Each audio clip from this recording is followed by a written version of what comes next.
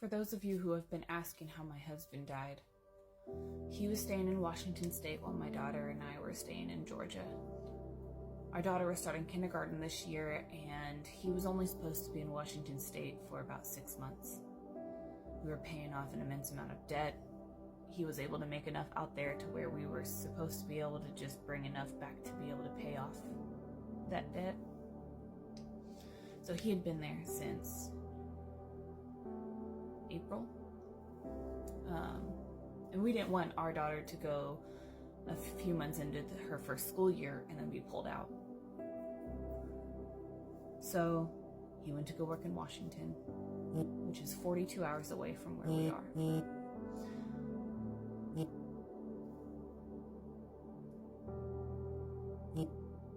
He had finally gotten word that he was going to be coming home. He was getting transferred back to Georgia because we didn't really know when. So the last time that we had seen him was in June for my birthday.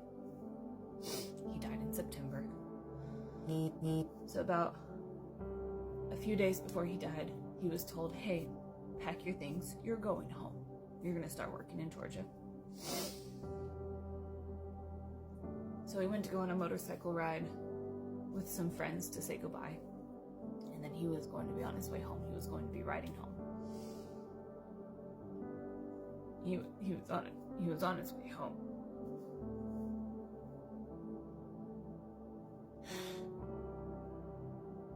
Ariel, our daughter, and I talked to him about 5 minutes before he left for this ride. And it was a really good conversation. We talked about how much we loved each other and the future that we were building. We were buying a house. We were going to start having kids, more kids. Our life was officially starting. So anyways, he leaves for his ride, and typically I'll call throughout the ride just to check in, see how he's doing. And I made a call. It went straight to voicemail. I checked where his location was, and I just thought that, he was going through the mountains or something and lost signal. Waited a couple hours, called again, no answer. A few more hours, called again, no answer. I got a call about 8 p.m. from the police department telling me that he had gotten into a motorcycle accident and died. I thought it was a joke. I said that they were lying. An 83-year-old woman with a 3-year-old in the backseat took a wrong turn, didn't look, and he exploded on impact. Completely blew the back door off.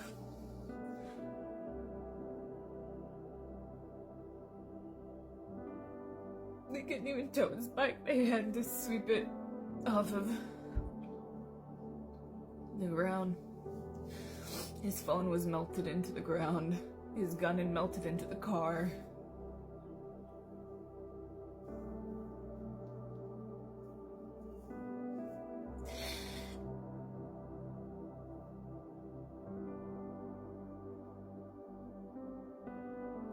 There was nothing that they could do. He was supposed to be home. But that's what happened. It was an accident. And if she would have just looked, she would have seen him.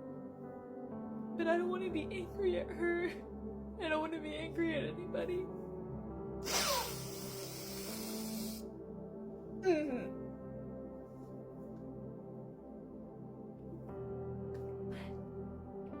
That's what happened.